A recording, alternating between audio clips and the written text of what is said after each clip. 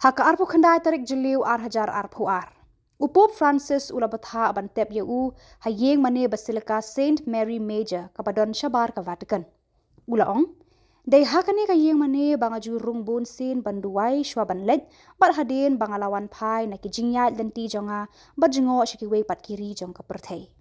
Nga IT kijing thumu jonga hakik sangti jonga keme beneng balapun klempop tenrai bat ngasngongu shikadei ye kijing kurkhu bat jingya da jongka ulatho.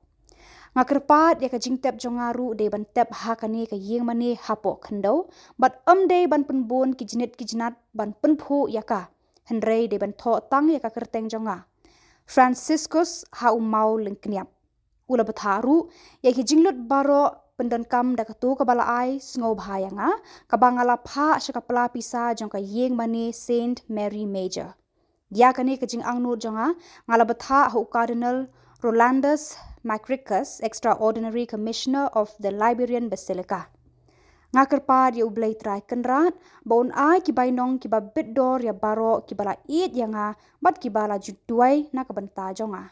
Baro kijing pang bat kijing ling a ba ublay ula ay nga hakane kapor, baka jing em jonga kalajan kut, nga duway bat penpai kiliang siya ublay na kabanta kajing suk haka perthei bat kajing ya it shipara, hapadeng kijat benriu baro hakane kaperthei.